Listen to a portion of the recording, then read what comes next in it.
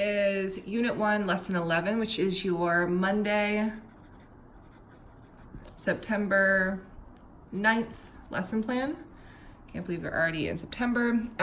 Major clusters are the same, measuring and estimating lengths in standard units, and then when needed, relating addition and subtraction to length, when we're thinking about broken lines, broken rulers, etc. Today, 2.md.1, measure the length of an object by selecting and using appropriate tools such as rulers, yardsticks, meter sticks, and measuring tapes. The skill we're going after today is going to pop back up here in just a little bit, but I'm going to bounce back and forth to make sure that my skill is super transferable, and that the skill at the end of the lesson, I know exactly how I want to teach it so that kids master it.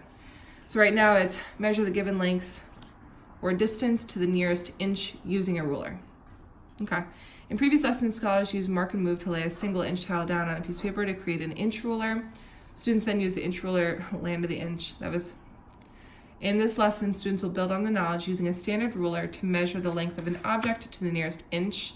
Students will need to use the ruler to measure objects straight and zigzagged. So this is when we get back to that major cluster of addition and subtraction. Also need to use which tool to use to measure a given object, inches, feet, yards. What's tricky about this, they need to turn the ruler to measure the individual parts. That's with the zigzag. Making mistakes when they're adding together all the parts, or having a difficulty. There's 3 different things that are hard today. I'm not going to give this skill yet because right now in my head, I'm thinking the big skill is I want scholars to understand that when you measure with a ruler, we count the total number of spaces. No, that's still too procedural. So I'm going to come back to it in just a little bit. What key points we have.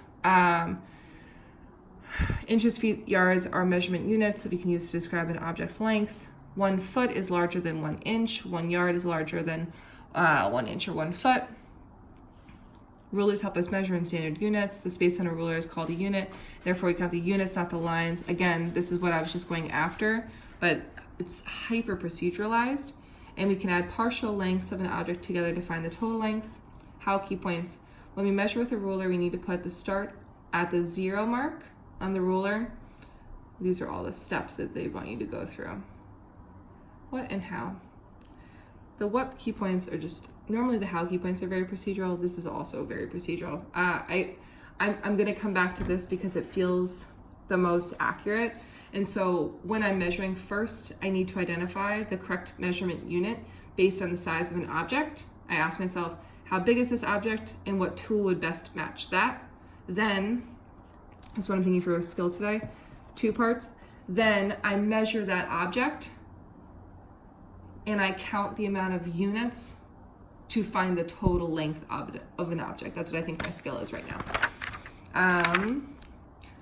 Like usual, there's no visual anchor. This is not a visual anchor. This is a game intro, which is great, but that's not the skill that you're actually teaching today. So with little to no space to chart it, because normally there's a space right here next to it. Let's see if we can make it on the next page when we get to the actual problem of the day. With no space. Okay, so this is prompting for inches, inches, inches, inches, inches. This is a completely different skill that asks them to determine the correct object to use. The why behind it, inches, inches, inches, inches, and then inches with a random question. This entire lesson is 2 completely different skills, which you're gonna hear me process my frustration out loud for that. You have taught some of the mental math around choosing an object. I wonder if we can use both today. So what my visual anchor might be then is, I don't know what the title should be right now, but I'm gonna give myself space at the top. And because the more complicated is the broken line, I'm going to show how maybe I'll line up the ruler here and show how I measure this. It makes no sense why this would continue. and this being the ruler. So 0, 1, 2, 3, and I write 3 up above. You've already measured these 2. So step 1 though is to determine, that's not how you spell determine, the measurement unit. I'm not gonna have a lot of space for this right now, but the think about it question is my object, what's the size of my object?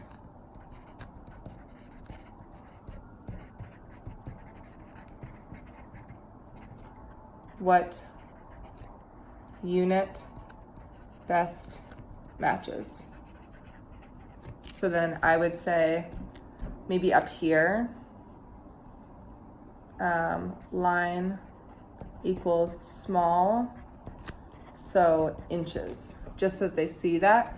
And you can add this as you're talking about this. So when I would get to this problem as a teacher, the game-based intro asks, how long before I begin using my ruler today? I want to ask myself, is this object small, medium, or big?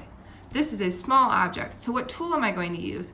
Inches, feet, or yards? Turn and talk to your partner. What do you think I should use? We should use inches. Why? Because they're small. Great. Today we're going to ask ourselves, what's the size of the object? Then what's the tool that we're going to use for the object? This object is small. I would use an inch. That TV is medium. I would use a foot. That door is large. I would use a yard. So on and so forth. Then you're going to model the actual measurement itself. You're adults, and the teaching of this is not actually like what we're going after.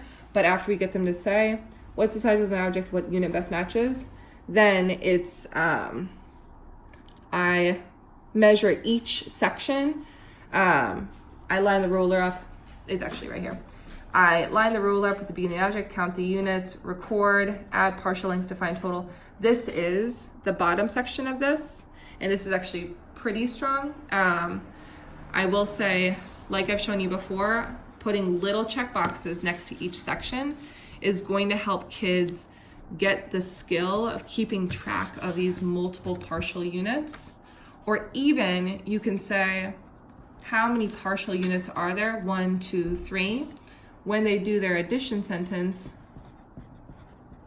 do they have 3 things they're adding up? Yes or no, to get to that 6, and then 6 inches. Again, you can sum it up by saying, why did you use inches? Because the object is small and I want to use a small unit.